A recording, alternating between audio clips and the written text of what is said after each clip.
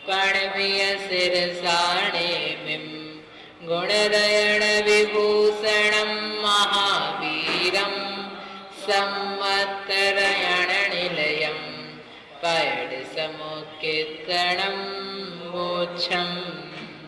अब बंध उदय सत्वनामा दूसरे अधिकार को कहने के पूर्व आचार्य मंगलाचरण पूर्वक उसके कहने की प्रतिज्ञा करते हैं। णम्यूणणे चंदम असहाय परक्रमं महावीरं बंधुदय सत्यजुत्तम ओघादेशे थवं मोक्षम्। सादि अनादि ध्रुव अध्रुवोय बंधो दुजेठमादिसु णाणेगं जीवं पडी ओघादे से जहाजोगम। उनके भी सादी अरु अनादि ध्रुव अध्रुव होते चार भेद है। यथा योग्य ओघादेशों में जीवापेक्षा एक नेक। 90 पिछली गाथा में बंध किसे कहते हैं और उसके प्रकार के बारे में जानागा। उत्कृष्ट, अनुत्कृष्ट, जघन्य और अजघन्य जैसे प्रकृति का जघन्य बंध देखे तो कम से कम सातावेदनीय प्रकृति बंधेगी, जिसे जघन्य प्रकृति बंध कहते हैं। ये अनंत अवस्था में बंधती है। अधिक से अधिक प्रकृति बंधे तो वो उत्कृष्ट प्रकृति बंध कहलाता है। स्थिति बंध, जघन्य स्थिति बंध बंधेगा तो अंतर मुहूर्त तक के लिए बंधेगा, अर्थात जो कर्म बांधा एक समय में वो अंतर मुहूर्त तक साथ रहेगा को जघन्य स्थिति बंध है। उत्कृष्ट स्थिति बंध, कोई कर्म बांधा अधिकतम से तो 70 कोड़ाकोड़ी सागर तक बंधेगा। अंतर मुहूर्त से लेकर 70 कोड़ाकोड़ी सागर तक के बीच के भेदों को अजघन्य स्थिति बंध कहलाएगा। अनुत्कृष्ट स्थिति बंध 70 कोड़ाकोड़ी सागर को छोड़कर उसके नीचे से लेकर अंतर मुहूर्त तक जितने भी स्थिति के भेद है उनको कहेंगे अनुत्कृष्ट स्थिति बंध। इसी प्रकार से अनुभाग और प्रदेश बंध में लगेगा। इन चारों प्रकार के स्थिति आदि के चार चार प्रकार और है सादी, अनादि, ध्रुव और अध्रुव बंध। ये उत्कृष्ट आदि में चार चार भेद होते हैं। उत्कृष्ट बंध सादी, अनादि, ध्रुव और अध्रुव बंध। अनुकृष्ट बंध सादी, अनादि, ध्रुव और अध्रुव बंध। जघन्य बंध सादी, अनादि, ध्रुव और अध्रुव बंध। अजघन्य बंध सादी, अनादि, ध्रुव और अध्रुव बंध। सादी बंध, जो बंग अनादि काल से नहीं हो रहा है, सादी बंध है।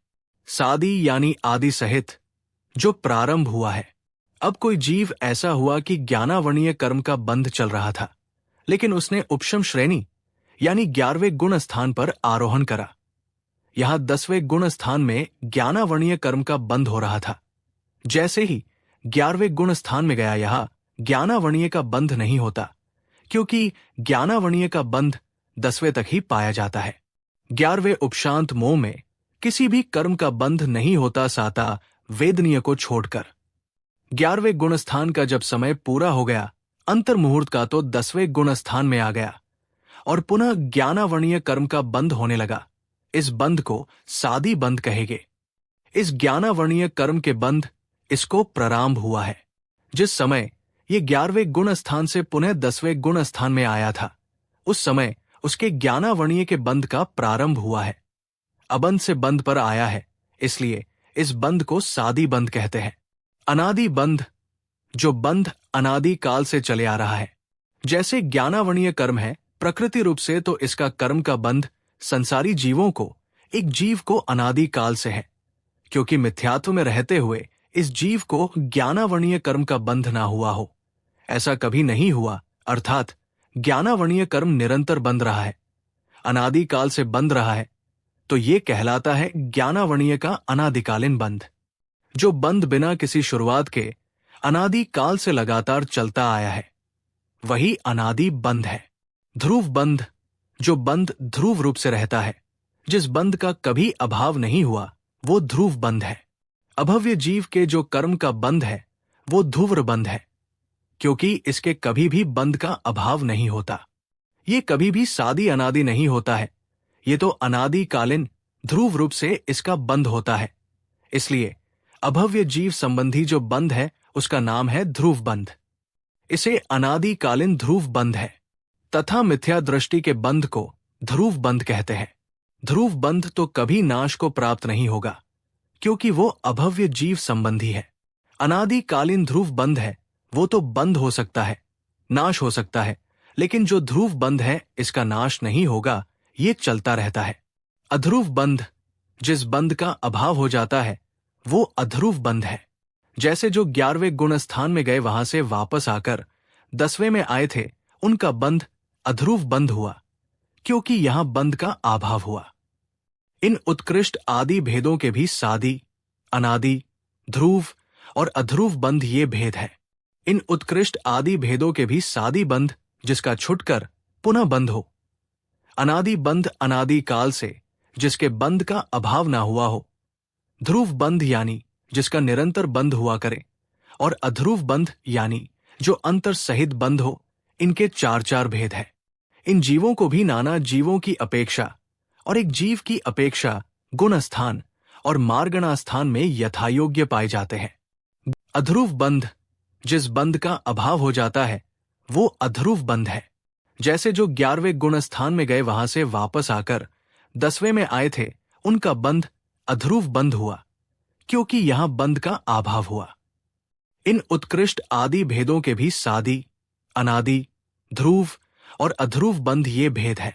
इन उत्कृष्ट आदि भेदों के भी सादी बंध जिसका छुटकर पुनः बंध हो, अनादि बंध अनादि काल से जिसके बंध का अभाव ना हुआ हो, ध्रुव बंध यानी जिसका निरंतर बंध हुआ करे, और अध्रुव बंध यानी जो अंतर सहित बंध हो, इनके 4 भेद है। इन जीवों को भी नाना जीवों की अपेक्षा और एक जीव की अपेक्षा गुण स्थान और मार्गणा स्थान में यथायोग्य पाए जाते हैं। गोत्र कर्म के उदाहरण से अनादि सादी ध्रुव और अध्रुव बंध, एक जीव अपेक्षा अनादि बंध।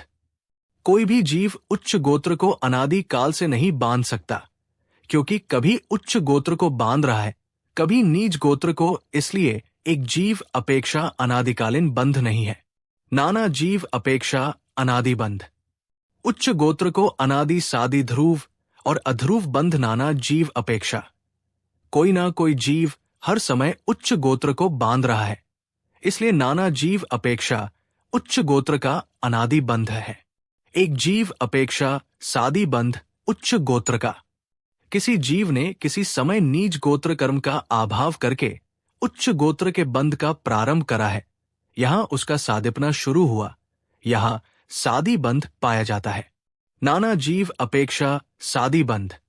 नाना जीव भी नीच गोत्र कर्म का अभाव करके उच्च गोत्र के बंध का प्रारंभ करते हैं, इसलिए नाना जीव अपेक्षा सादी बंध भी होता है। एक जीव और नाना जीव अपेक्षा ध्रुव बंध। कोई अभव्य जीव है, उसके उच्च गोत्र का बंध करे, उसके इस बंध का कभी अभाव नहीं होगा, इसलिए ये ध्रुव बंध है। अभव्य जीव को अभी उच्च गोत्र निरंतर नहीं बंध रहा है, लेकिन क्या उसने उच्च गोत्र कर्म के बंध का नाश कर दिया है? नहीं, ऐसा नहीं है।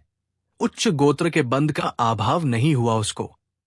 यहां ध्रुव बंध बताया है, निरंतर बंध नहीं। ध्रुव का अर्थ अलग है, निरंतर का अर्थ अलग।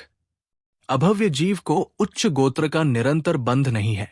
जिस बंध का कभी अभाव नहीं होता, नाश को प्राप्त नहीं होता, ऐसा अभव्य जीव को जो बंध हुआ गोत्र कर्म का या उच्च गोत्र का, वो ध्रुव बंध है। उच्च गोत्र को नान जीव अपेक्षा भी ध्रुव बंध है। एक जीव और नाना जीव अपेक्षा अध्रुव बंध। जहां उच्च गोत्र का बंध हुआ और बंध होकर उसका अभाव हुआ और पुनः बंध हुआ, वो अध्रुव बंध है। जैसे कोई मुनिराज है, 10वें से 11वें गुण स्थान में गए, वहां उनके गोत्र कर्म का अभाव हुआ, यानी अब बंध नहीं हो रहा है। अब पुनः 10वें गुण स्थान में आए तो गोत्र कर्म का बंध प्रारंभ हो गया। यहां उच्च गोत्र कर्म के बंधन का पूरा अभाव होकर पुनः बंधन होने लगा, इसलिए इसको अध्रुव बंध भी कहते हैं। इसी को नाना जीव अपेक्षा भी अध्रुव बंध हो जाएगा। जगन्य जघन्य में इन चारों को अन्य उदाहरण पर घटित कर देखते हैं। जैसे 7वीं पृथ्वी के किसी नारकी जीव को मिथ्यात्व गुण स्थान के अंतिम समय में नीच गोत्र का जघन्य अनुभाग बंद हुआ, ये अनादि था। इसके बाद प्रथमोपशम सम्यक दृष्टि होते ही वो बंध रुक गया। पुनः सम्यक्त्व से पतित हो मिथ्या दृष्टि होते ही नीच गोत्र का बंध होने लगा। ये अजघन्य तथा सादी बंध है। सतत अंतर मुहूर्त तक बंधते रहने से यही ध्रुव बंध तथा जघन्य अंतर मुहूर्त से कुछ कम समय तक सतत बंधने से यही अध्रुव बंध है। इसी प्रकार स्थिति बंध आदि में भी एकनेक जीवों की अपेक्षा सादी आदि तथा उत्कृष्ट आदि भेदों को यथासंभव घटित कर लेना चाहिए। इसी प्रकार से अनुकृष्ट, उत्कृष्ट, जघन्य और अजघन्य चारों के ऊपर ये सादी आदि चारों के भेद होते हैं। गुण स्थान के अनुसार जिस गुण स्थानवर्ती जीव के जिन कर्मों संबंधी स्थिति, अनुभाग और प्रदेश का उत्कृष्ट बंध होता है, उन्हीं कर्मों संबंधी स्थिति आदि का सादी आदि चारों प्रकार का अनुत्कृष्ट बंध होता है। अजघन्य में भी इसी प्रकार समझ लेना चाहिए। गोमटसार कर्मकांड गाथा 90 से सादी अनादि ध्रुव अध्रुव बंध की व्याख्या पूरी हुई। ये व्याख्या विकास जी छाबड़ा के व्याख्यान के आधार से तैयार करी है। जिन वाणी माता की जय।